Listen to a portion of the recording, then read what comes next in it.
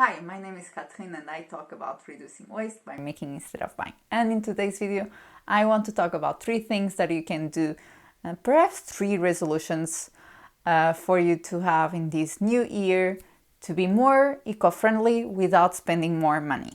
Here's the thing. You might think that you need to spend more money to be more eco-friendly. And although there are a couple of things that you can do that require you to spend money, there's also a few that don't. So let's talk about number 1. And number 1 is something that I'm passionate about, is reduce your food waste. Food waste is a very important problem. There is data from the European Union and from the US about the amount of food that each person wastes, and it's not good. So if we can reduce that, not only are we saving money, because if you are eating all the food that you buy, it means that you are saving money, because you don't end up with things that are rotting in the fridge and you don't even know what they are. They are just like mystery items in there. I know what I'm talking about. So, you are saving money, but you all are also being more eco-friendly, because food waste is a huge problem and our planet cannot afford us to spend resources and energy in producing food that we don't consume. So that's tip number 1, and it's something that I talk about in my videos, and I'm working on a few other videos as well, so please subscribe if you are interested in that, in using up several foods in unconventional ways, so you can use everything from the beginning to the bottom. So basically, like, how do you use broccoli stalks? How do you use carrot peels? Things like that. Going back, so let's go back.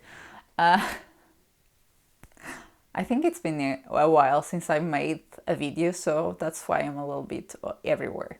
Reducing food waste is something that I'm very passionate about, and the reason why is that I think it's available to everyone and it's not privilege. Of course, that worrying about sustainability is a privilege in itself, but it's something that everyone can do, and you don't have to think whether or not you have money to do that. If you waste less food, you'll have more money at the end. So I think everyone should worry more about reducing food waste rather than other things, because I think it's an easier step to take. I talked a lot, but basically reduce your food waste, perhaps make a pantry challenge, and I'll link here a couple of things and my videos about pantry challenge, because it's something fun to do that helps you spend everything that you have in your kitchen. And for the next one, buy less stuff. Buy less stuff, easy enough to understand. If you are consuming more, you are taking resources from the planet, and perhaps it's not something that you really need. I think that I'm a minimalist at heart, but I don't think that I'm an aesthetic minimalist in any kind of way, I guess. It's just that for me, minimalism means having things that we like and we really use, and that's what I most identify with. I don't think that I just need one spoon or anything of that sort.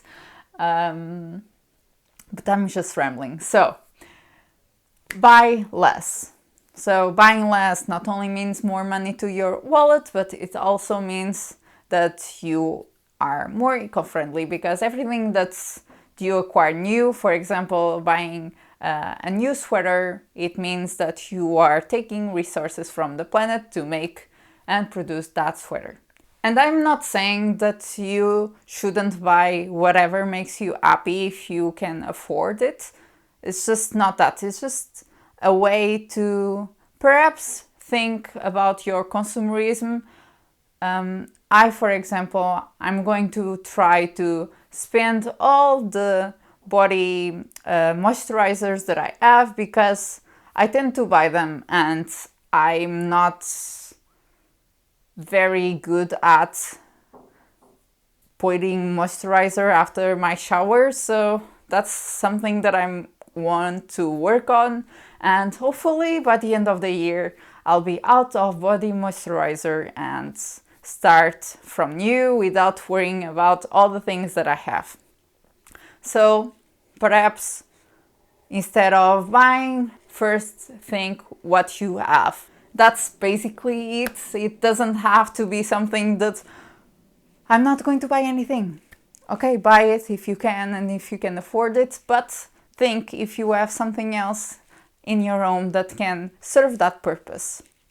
Doesn't have to be really strict, and that's something that I also want you to keep in mind, because I think that's a lot of, even perhaps my advice is, I try not to be very strict, but perhaps even it seems that I'm doing everything too strictly. But what I want to say is that I don't want people to be feel intimidated by my advice. My goal is to help people be more sustainable regardless of their choices. So I'm one of those people that still eats red meat and talks about sustainability. Yes, I reduce the amount of red meat that I eat, but I still eat meat. So I think that we can all contribute to something, and it's not all or nothing. I just think it's best if we can do something, and if what I do is different from what you do, that's okay. I feel I'm rambling quite a bit today. I really believe that we should all try our best, and that's what sustainability is all about. Because if you are more sustainable but you cannot, it's not sustainable for your lifestyle, well, perhaps you are not going to be sustainable for a long time. So that's not the point. And now let's go to tip number 3.